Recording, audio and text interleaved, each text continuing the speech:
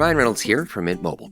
I don't know if you knew this, but anyone can get the same premium wireless for $15 a month plan that I've been enjoying. It's not just for celebrities. So do like I did and have one of your assistants switch you to Mint Mobile today.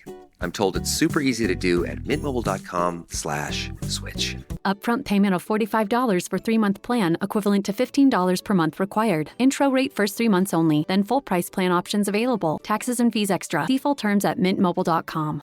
Hi, Govin here. Before we dive in, I want to let you know that you're listening to a special edition of Paper Napkin Wisdom, the Freedom Framework series built around a new book by Michael Walsh. In this series, Michael and I explore what it really takes to build a business that works for you, not the other way around. We're talking about freedom in your business, freedom from your business, and freedom because of your business.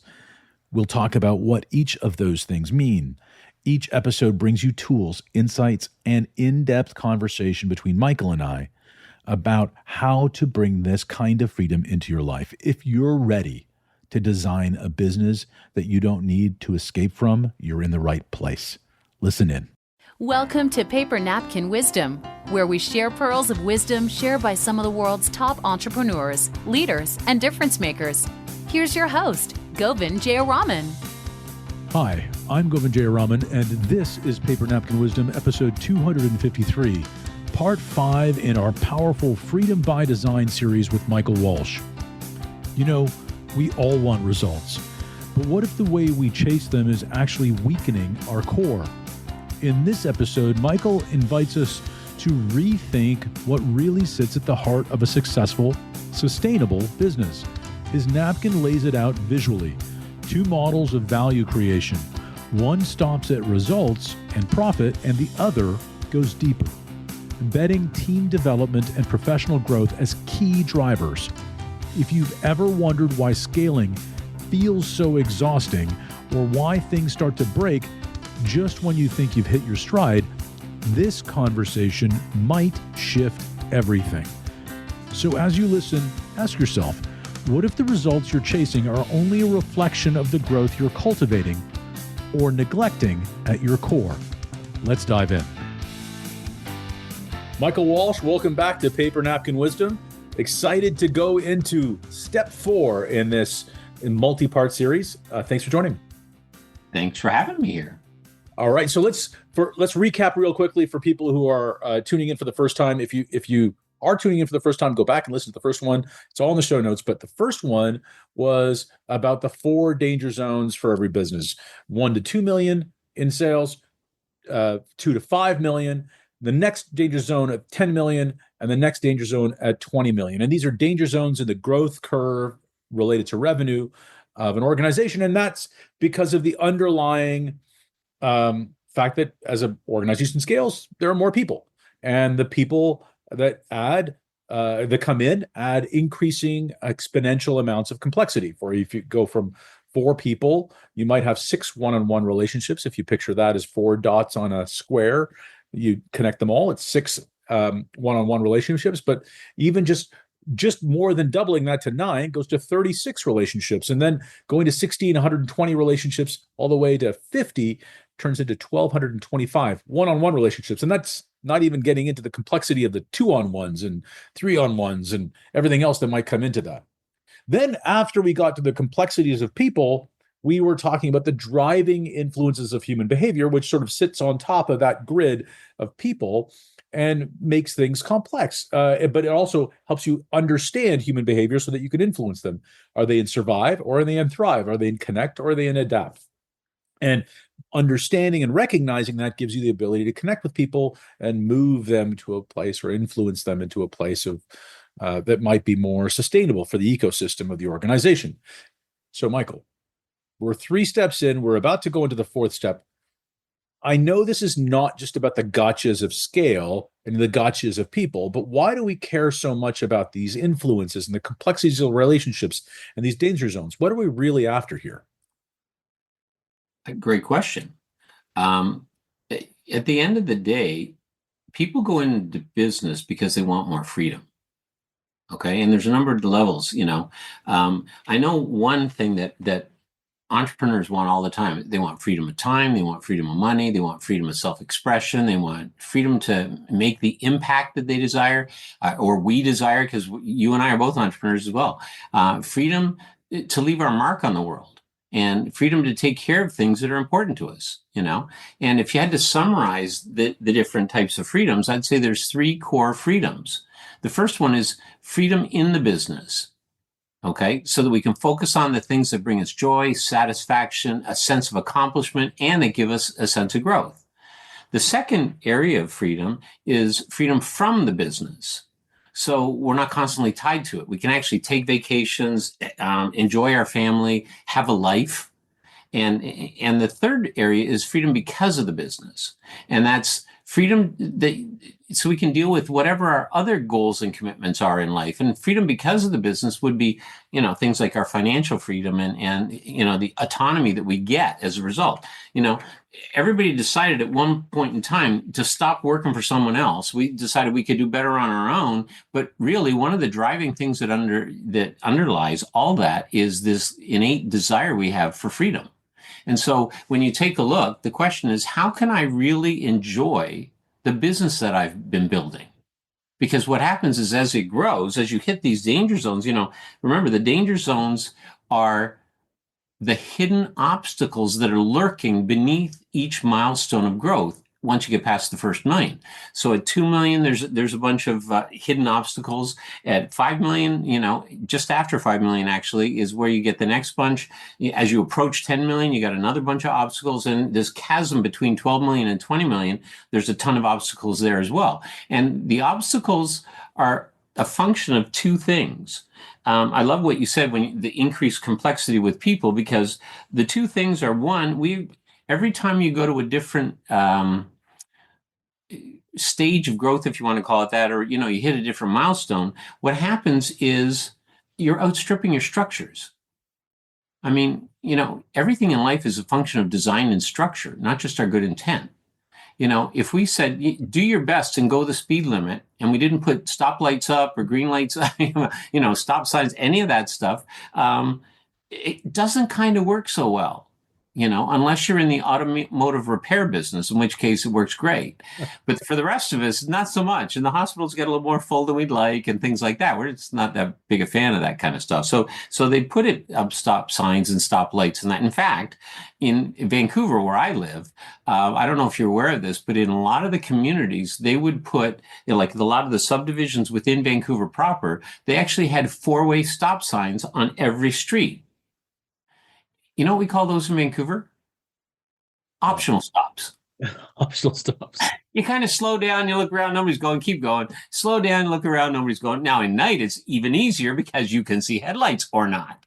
You just have to keep an eye for pedestrians. You can't be mowing them down. It's not a good thing. And the problem is that people would miss pedestrians and people on bicycles and stuff like that. So what they did was they actually pulled out four-way stop signs in many of Vancouver's areas, and they put, you're stopped here, and on the next intersection, the other guys are stopped. So the north-south people are stopped, in one intersection. Next section, it's east-west people, then back to the north-south, then back to the east-west. Now the other people have free reign. They can go if they want. You can't necessarily see them coming on, and so you actually have to stop. That's a little structure that they use to support. So, I mean, everything is a function of design and structure, and it's no different than with a business.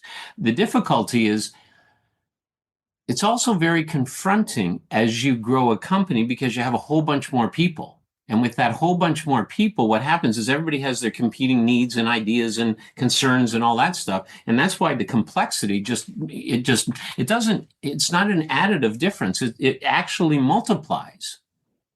And so what happens is this thing gets out of hand fairly quickly. Hence the command and control style of management that, of course, got introduced. And from that, they basically, when the assembly lines came in at the turn of the 19th century, or the 20th century, sorry, they everything was reductionist policy as far as that's concerned. The managers had the information and the employees just had to do what they were told. And they became cogs in a machine, which goes back to another conversation you and I have had over the last few weeks, which is, is a business a well-oiled machine, or is it an intelligent ecosystem? And it's interesting because if you ask people that, most people say both. And if you say both, then that means well-oiled machine, and we'd like to have it be an ecosystem. Because the truth is they can't work concurrently. No. It's one or the other as far as that's concerned. So what we find is, of course, a machine gives you a semblance or a perception, or said differently, a delusion of short-term control. But nobody wants to feel like a cog in a machine. And if you're in a service-based business that's based on the expertise of your people, then you start treating them like cogs and machines, they just go away. They vote with their feet. They go in a different direction. And they say, I'm going to find somebody who treats me better. And that's the reason that we talked about the whole complexity. And now, with regards to the 4 driving influences of human behavior, one of the things that we talked about last time was, in light of the fact that, an ecosystem works better than a machine, on the surface, an ecosystem looks very confronting and kind of overwhelming because of all these different people that are. Does it ever feel like you're a marketing professional just speaking into the void? Well, with LinkedIn ads, you can know you're reaching the right decision makers. You can even target buyers by job title, industry, company, seniority, skills. Wait, did I say job title yet? Get started today and see how you can avoid the void and reach the right buyers with LinkedIn ads. We'll even give you a $100 credit on your next campaign. Get started at linkedin.com/results. Terms and conditions apply. But if you do a certain number of things, you can actually build your business as an intelligent ecosystem here in the 21st century. And so what I came up with was this thing called the Freedom Framework, which we're going to talk about the first part of that today. And that's a framework in which, or from which, you can actually gain freedom in your business. You can gain freedom from your business and freedom because of your business. But it takes a lot of rethinking, let's just say that. Well, and the other thing that I think we don't want to, you talk about outstripping structures. The reason why structures get outstripped is because as organizations scale, and I think that people need to understand this, there's a radical difference between scale and success.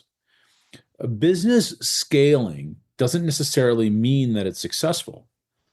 And by that I mean is you can force a business to sell more. You can ramrod sales through a pipe as much as you want, but that doesn't mean it's a successful business. It means you force something to happen. You force the top line. It may not be sustainable. So success being an awful teacher, we conflate sales growth necessarily with success, and we think that the structure that got us that is going to be the thing that keeps it there. And that's what you mean by outstripping the structure. Sometimes you have to, the things that you do to grow are not the things that you do once you've grown. And that's what you mean by outstripping the structures. You have to change the way you're relating to clients, change the way you're maybe even invoicing, your accounting system. Everything that's underneath the business may need to change, and in fact does need to change at those 4 danger zones in very often cases. Many of those sort of hidden structures that support the business are the things that are going to come back and get you, because you can just blow by them thinking that you're doing everything right. But success is an awful teacher. You're missing things along the way sometimes. Correct. And I mean, one of the most basic examples I could see of that is our elementary school systems. Now, we're going back with my knowledge of elementary school systems. It's a year or two since I've been in elementary school, if you know what I mean. Let's just say it's been a minute since I've been there. But in elementary school, you'd have anywhere from kindergarten to grade 8. And now these days, they've got middle schools and things like that. But, when I went to school, it was kindergarten to grade 8. And, you had 1, possibly 2 teachers per grade, but you were captive in that classroom, and you got all the subjects taught to you at a certain level, by the teachers there. By the time you go to high school, so by the time, we were in grade 9, you had, first of all, 1 teacher can't cover that many subjects in as much depth as is needed. And you have a lot more people that are going to a high school typically than go to a grade school.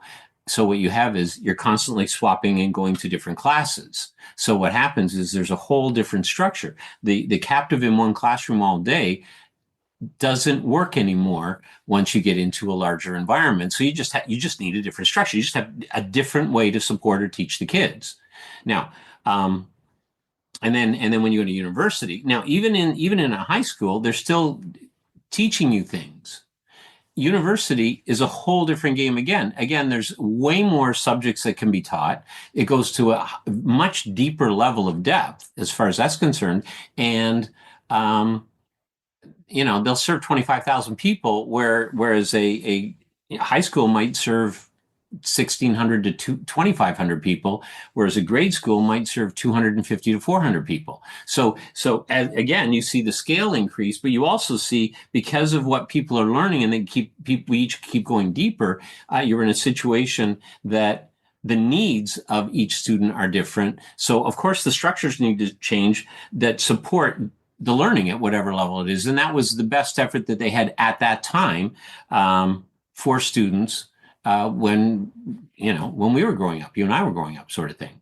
Yeah, and isn't there like that? And we can liken that to the ecosystem to a certain degree, because at each level, the expectations and the onus becomes increasingly on the student. From at the beginning, where students aren't expected to go from class to class without supervision. Everything is very much managed and supported in K to 8. And then after you go from K to 8, or if you go to middle school, junior high school in some places, and then go to high school, it changes again. And when people go into high school, it is the onus is now a little bit more on the student to go to each different class, ask for extra help, blah, blah, blah, blah, blah, but still within a very tightly controlled environment. Then you go to university. This is where a lot of people struggle, where there's all of a sudden all this more onus on the student to learn as opposed to the teacher to teach. And the teacher's there to teach. The teacher's lecturing. The teacher's there to provide the depth of knowledge. However, the readings promote the learning. So if you don't do the preparation prior to the class, it's all going to fly right over your head. So it's operating more and more like an ecosystem, an intelligent ecosystem, and it requires the components, the pieces, to come prepared. And I think that's what you're talking about when you're talking about this freedom that it starts to exist within the organization, the freedom framework. And I think that's what we're going to talk about here in Rethinking the Core, and where teams are relative to the results of the organization and how they understand them, right? Correct. And yeah, I mean, actually, the more you were speaking about it, I'm like, yeah, the school system really is, a really strong attempt at an intelligent ecosystem. In fact, it's an ecosystem for supporting the growth of intelligence of people. Now, there are people that say that there are different systems that work better and stuff. I'm avoiding those conversations. This is just an example for our purposes. Yeah, no, this is just about business. It's an illustrative example only. Exactly. Definitely not perfect in any example. So let's talk about rethinking the core. How does that play into this idea? And look, when you talk about freedom in the business, freedom from the business, and freedom because of the business, those three parts of freedom, that sounds awfully appealing, right? That sounds like why we're in business. That really does seem to capture it. So I haven't heard it expressed by you in that way before. I think it's profound. So let's talk about how rethinking the core takes us one step closer to that freedom framework. Okay. So in order to do that, see, the freedom framework is based on how do I build an intelligent ecosystem? Remember, a machine is there for the benefit of the owners. An ecosystem is there for the benefit of everybody. So I need to build something that's for the benefit of everybody. Because guess what? If I really want to do well in business, especially in a service-based business where there's expertise involved, whether that's professional services, skilled trades, learning or training and development, things like that, you're in a situation where that means that everybody needs to feel like they are what I'll call small P partners. In other words, they don't necessarily have shares, but they really do have input and they do make their mark and they want to be able to excel in that. So the first job, every business is there to generate a result. And that result has got to be a result that actually creates value for the customers, clients or customers of the organization, and concurrently actually gives the business a chance to make a profit. So the ability to generate a result that customers want profitably is and has been the core of the business. Okay? There's your profit and customer value. If you know what? If it's a better deal for me to give you my money than it is to either keep it in my jeans or give it to your competitor, I'll give you my money. If it's a better deal for you to take my money and provide your service, you'll do that. If it's not a better deal for you, okay, then you'll say no to me and you'll go work with somebody where it is a better deal. You can actually be profitable with somebody else as far as that's concerned. So that value exchange is the core of every business. Real simple concept, but it plays every single day on every single transaction, every single part of the business. So, And before you go past that, because this is super important, I think a lot of people take for granted that value equation exists when it wanes. And what by that I mean is they're not evaluating that reciprocal value frequently enough. Sometimes they're only evaluating it on a quarterly or semi-annually or annual basis, but the customer in that scenario is valuing it every single time they sign off on a payment. That's right. So your evaluation has to be at least as good as your customers, as least as frequent, if not more. And I think that this is playing into the structure of rethinking the core, because for it to be an ecosystem, it has to constantly be providing value. And you have to be sure of that. Otherwise, one part or the other of it goes away. It's not an ecosystem anymore. Correct. And so given that that's been the core of the business, the ability to generate a result, let's say I'm an architect and I'm a project manager, and I have a team of architects or a team of architectural people, some of whom may be registered architects, some of them may be interns or different, techs. And Offer valid on standard browsers, U.S. only. When I heard about Date My Age, I thought, really? But there I was in my empty, quiet house, my laptop on the kitchen counter, and I typed in my name. Looking for a man between the ages of 40 to 60? Sure, why not?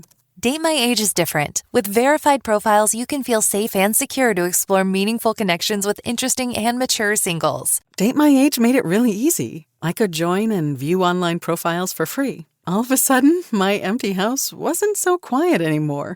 I got so much attention, it just made me feel seen and alive. Date My Age helped me start a totally new chapter in my life. Find a friend, a lover, a partner at Date My Age. Get 60% off when you join at datemyage.com today. That's datemyage.com to connect with thousands of singles worldwide. datemyage.com. Different people. If the core of the business that I'm accountable for is to ensure that we generate a result, I will do that, and then I will push the people however I need to push them to generate that result. That's the traditional model.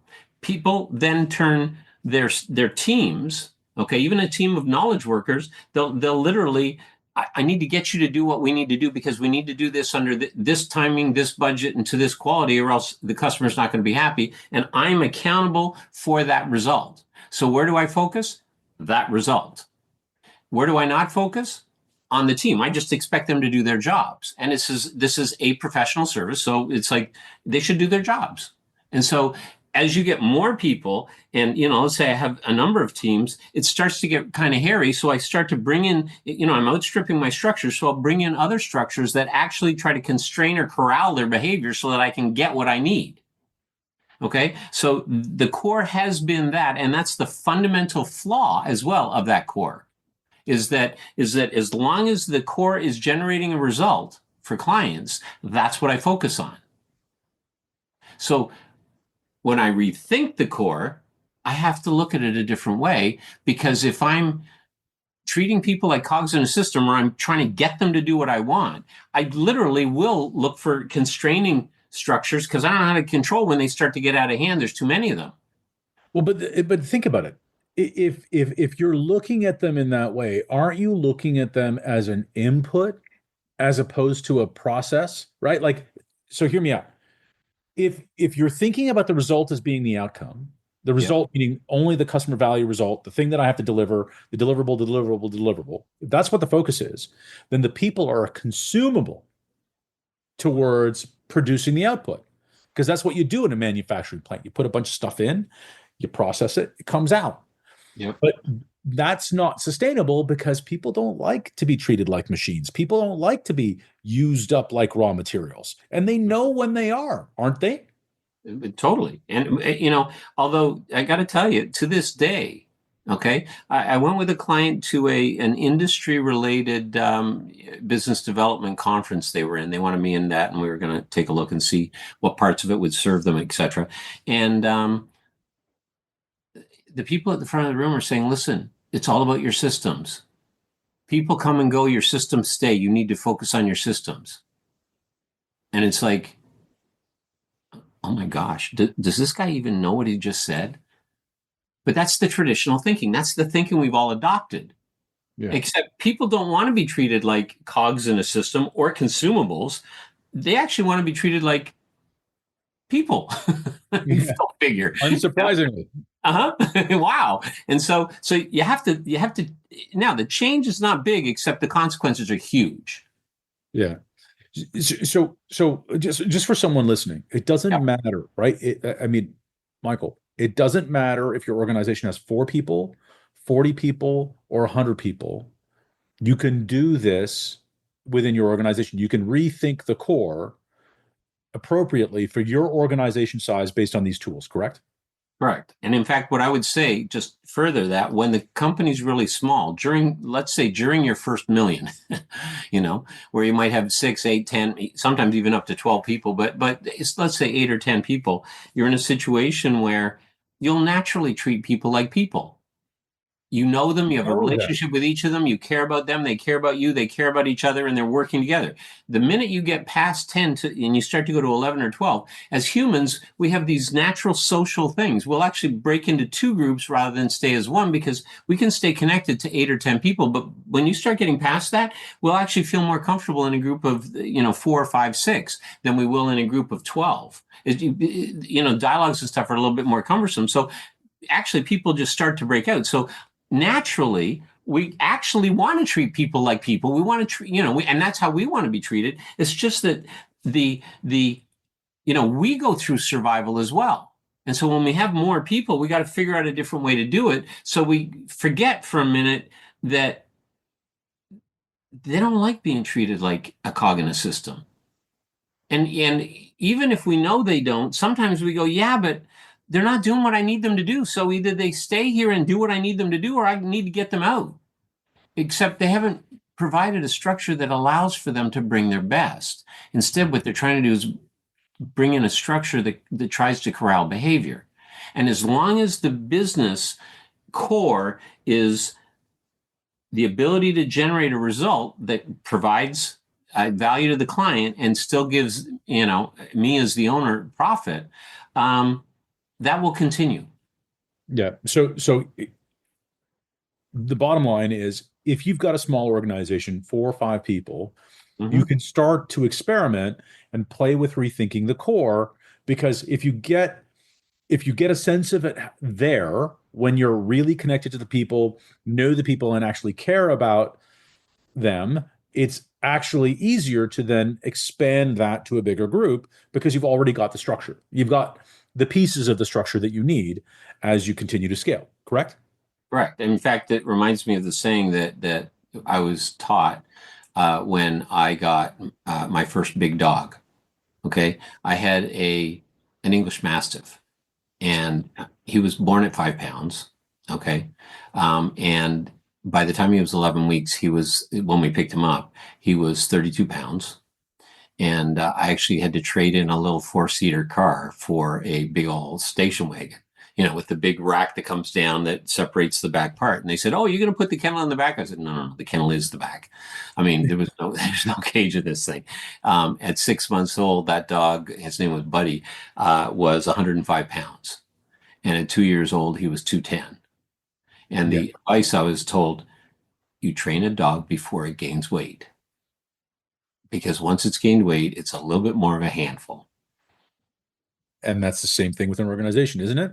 Exactly the same thing in the organization. So like you said, when it's small, you can sort of practice and learn, play with these things. And in fact, the minute you grow past one team is when it starts to get a little dicey. So there's so when I say rethink the core, instead of treating the ability to generate a result as the core and people, the teams of knowledge workers as the inputs, you change it to the teams of people gaining the ability and generating the result. The two combined become the core. Now it's a small change, but it's a huge change, because now we need to do it for the benefit of customer value. You need to generate value for your customers, because guess what? If they don't get the value, they'll vote with their feet and go in a different direction. You need it for profit of the company, absolutely, because if the company is not profitable, there's nothing sustainable here. And you add a third dimension to the value exchange. That third dimension is the professional growth of your people. So it's customer value, your profit, and professional growth of your people. So those are the three outcomes from this expanded core, which is the people, basically teams of knowledge workers generating the result that achieves all three. So Michael, here's somebody out there saying, okay, that's a nice thought, but I don't make enough money to focus on, I'm going to diminish the profit or the customer value or both in order to grow professional growth for my team. I can't afford to add a third variable to that equation. And that's exactly what we think. And it's just inaccurate.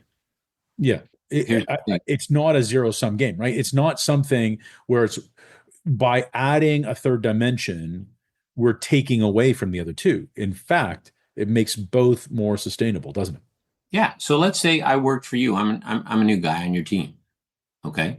And you could operate with me a couple of ways. One way would be to say, do this. I'm the new guy on the block. I'll do this. Okay. What you're doing, though, when you're telling me what to do, is you're basically saying, I've hired your brawn. I don't want your brain at the table. Except in a service-based business where expertise is there, part of the deal is I'm here to grow as a professional, so I need to be growing my expertise, or I want to be growing my expertise. So you could say, do this, or you could say, okay, this is what we're doing here. How do you see your input? What could you do that would make a difference? Now, I'm not going to stop the whole company to do this every 2 minutes, but at the same time, I'd say, well, I've been watching this person and I've been watching that person, and my sense is the next piece would be that. Is that something I could do? Yeah. Do you feel you could do that at this point? Well, I don't know if I could do all of it, but I could do a little bit of it. Well, do that bit, and then tell you what, see how far you get, and talk to Mary over here. She's actually the project lead on this. So work with her, and just your job is to find ways to be useful to Mary without bugging her. And then let's sit down at the end of the day and see how you did.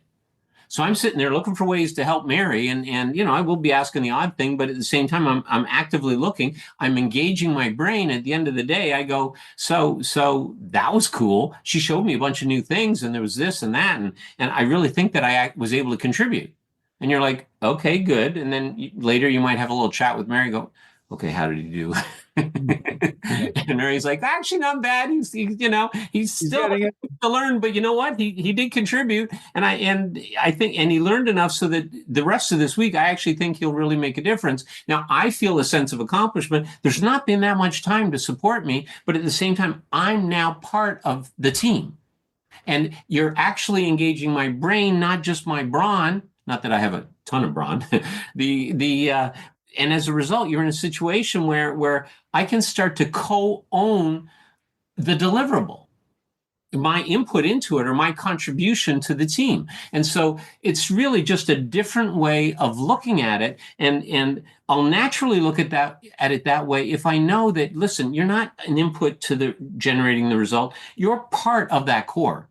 You're part of the core of the whole business. So my job is to really support you. But that doesn't mean I have to spend a whole bunch of time. I need to actually think through how this needs to occur. But little bits of practice, like you said, an organization is relatively small, is easy. And even when it gets larger, there are ways to do this as far as that's concerned. So, even if somebody's, let's say, approaching 10 million and they haven't done this up until now, there are ways to do this, and this is one of those pieces. The first job is just to think. There's three different things you have to think of. One of the things is to literally rethink how that works, treating the teams as part of the core. Okay. The second way basically is what we talked about last time, which was to really understand a few basics on how human behavior affects the inner workings of the business. And that's those simple things like survive, thrive, connect, and adapt. If I know that everybody's got a biological need to survive and that is the first thing that will always come up if there's ever a threat, then when I see it, I know, oh, that's just that happening. Okay, you know what? We can move past that. We can work together to make sure that we get, Michael out of survival mode. And then let's get him into something where he can contribute something, because he seems to do better when he does that. So it's just by understanding different aspects. And these four aspects are pretty basic. And as you get to play with them, frankly, I all of a sudden become real easy to support. And so, that's that. And the other thing that I have to have is there is a third piece to this, and that's realize that in the 21st century, we're now in a service-based environment. 78% of all businesses in North America are service-based businesses.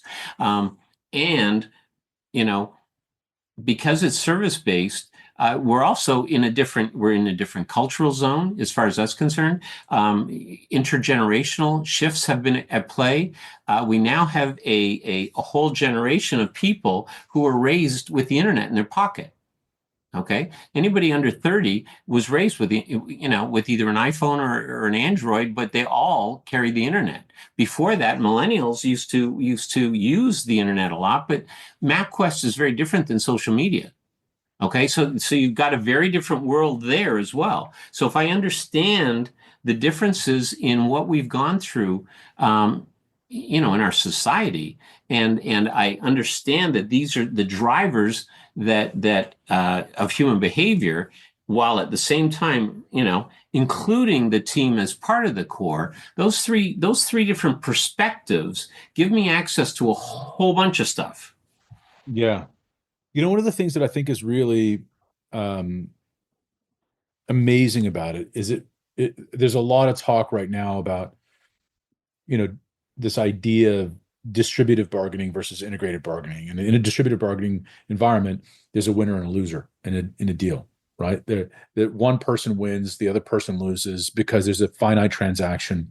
I'm building something. I'm putting a kitchen into my house. I'm doing this construction. There's the winner of a bid, and the builder or the person might try to exact as much out of the transaction as they can, because when the project's over, the project's over.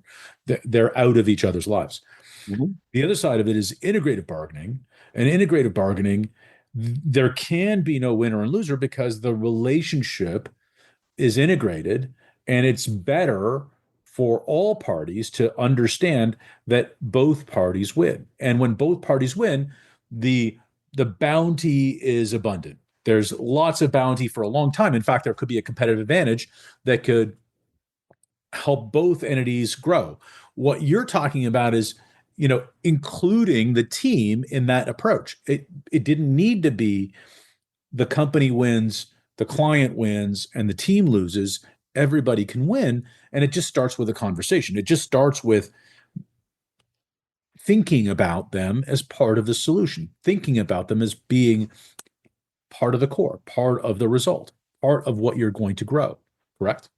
Absolutely. And if you want to go to a very simple example, when people are new into a business, especially first job, they don't necessarily know how this new world works. and there's expectations and stuff, and people have been raised to be the customers of the school system in, over the last 20 years or so. So you're in a situation where they're used to being the customer of a system. They're not used to actually contributing for the benefit of, say, the customers and everybody else as well as them. So, when you talk about distributive and integrative, the thing that I think of is, if you have a candle and I have a candle, I could touch the wick of my candle to the wick of your candle, and your candle lights, and I do not lose any of my flame. Exactly. That said, let's take this to business, because if I have a sole candle and somebody blows on it, or there's wind that comes by, okay, that means that's not very strong, a single candle. It goes out. If I have a fire and wind comes on it, it actually feeds the fire. And it's because of the strength of the fire that same wind that would blow out a single candle will actually feed a fire. So similarly with your staff, if you're growing your staff, you're building their strength, and then even the adversity and whatever comes to that fire that is your people, they're stronger in the process. You actually get more results, not fewer results, but you have to get past the single candle process and actually allow them to grow into something that has more strength. And you're doing that for their benefit. It's actually for the collective benefit of everybody, as far as that's concerned. And it works really, really well if you honor who they are in the process, rather than treating them like this thing called an input. And that's why rethinking the core is so critical, and it allows you to grow the strengths of your people. And can you see how you do that a little bit? Can you see how freedom starts to show up? You get to do more of the stuff that you really enjoy and really love. You get to play in your sweet spot, and you actually get to take a vacation every now and then. So you actually, without worrying that the place is going to, be gone when you're done, and your asset value grows as well as the contribution. Well, the metaphor is so powerful, right? Like, you had an external force that otherwise would extinguish your value proposition. If your value proposition was to provide light, you had a single candle, right? Yep. You have an event, a windstorm, that would put out the fire. Yep. Put out the candle. So freedom in the business. Well, you're not sitting there protecting that one light anymore, because you've got abundant light. You've got a fire burning, and you've got people feeding that fire, so it stays burning. The wind comes in, it simply feeds the fire more, because challenge builds character. When you've got character in the organization, because you've nurtured it, because you've grown the flame, you've made it more powerful, you made it more than one person, they're leaning in together. You have freedom from the business because you don't have to be there. The flame takes care of itself. Correct. Right? And then freedom because of the business. Well, if the flame takes care of itself, then you can go to the doctor's appointment with your kid. You can take the vacation. You can go to soccer practice, right? You can have a life by design, but you have to have a business by design, and it means this.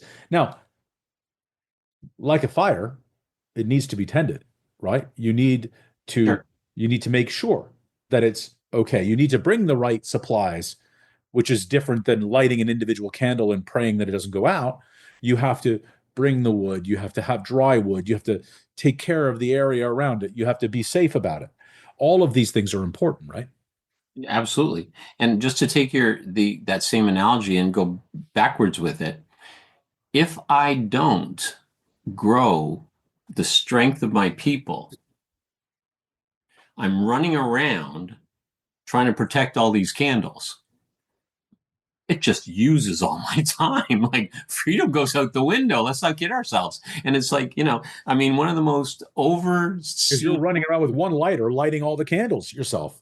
That's right. And in fact, me running around, I might create a little bit of a gust, and I'm blowing them out while I'm lighting them. I mean, this is not a good thing. And we've also heard the cartoon, or seen the cartoon saying, what if we train them and they leave? And somebody else says, what if we don't and they stay? So we claim that it's going to take more to actually train people up and actually grow their skills. But you know what? It grows our expertise as an organization, which makes that organization stronger. So the fire is not one person. The fire is the team. Every individual team of knowledge workers actually adds strength to the organization as far as that's concerned. So we're in much better shape if we find ways to take it one step at a time and literally look at our people as part of the core, because then we'll be naturally predisposed to support their growth and development. Now, think about some reasons why people will not want to become part of the core. Really, it comes down to the 4 driving influence of human behavior from our last conversation. And if they're in survive, they're not going to move to thrive, connect, and adapt, right? They're not going to move into the ecosystem if they're in survive. So note that if someone is not making their way in, it's because this driving influence is holding them back. Noting that, and how do you note that? How do you observe that, Michael? Just for people who didn't go back to the previous podcast. Well, the truth is, you can see it. They've got protective behaviors.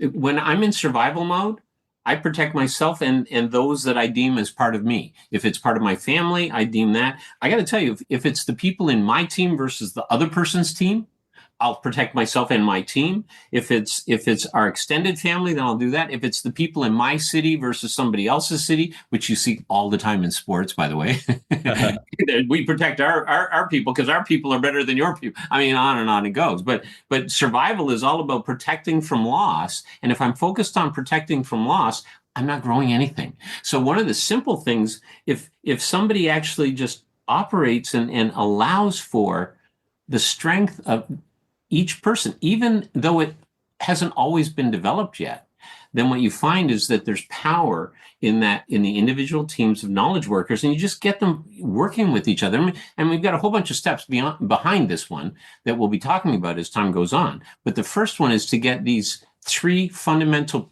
perspective shifts. One is, rethinking that core of the business. The second one is really understanding these 4 simple but key elements: survival, thriving, or even you could even call that growth, connection, connecting with each other. We're naturally a social species, and then adapting, the ability to adapt to a changing environment. If we do that, and then the third one is just understand that while those are the core tenets of behavior, society has made changes over time, and so it shows up differently in different people because we're now in a different world because of technology, and just how things have advanced in a service environment. And if I start to play with and practice those, that's the seeds of what can be a really, really powerful freedom framework. Yeah, and this is the important thing. In the coming episodes, we're going to get into how we play with and practice those, how we take this idea of the core and layer onto it the other concepts to really build this freedom framework out so that people can achieve freedom in the business, from the business, and because of the business. Correct. All right. Thank you, Michael. You're welcome. Another incredible conversation with Michael Walsh. Part 5 of the Freedom by Design series. And we didn't just talk about improving results, we looked under the hood of how they're created. Michael's napkin challenged us to rethink the core, not just optimize customer value or increase profit, but to prioritize the personal and professional development of our teams as a non-negotiable part of the results engine. Redefine the core. Don't stop at profit. Redesign your business to include team development at the center. Clarity creates value. Internal strength is what allows external value to scale. Growth is leverage. Teams that grow deliver more than performance. They create momentum. Focus beyond the KPI. Results are the byproduct of well-supported people. Design from the inside out. Deep growth builds scalable, sustainable success. If this episode resonated, subscribe to Paper Napkin Wisdom, leave us a review, and share the episode with someone building a business right now. And here's your challenge. Write down the biggest insight from today's episode on a napkin and post it with the hashtag #PaperNapkinWisdom. What's really at the core of your business, and how would it change if you built it around growth? Until next time, remember your core drives your results. Strengthen it, don't skip it, and make it a great day.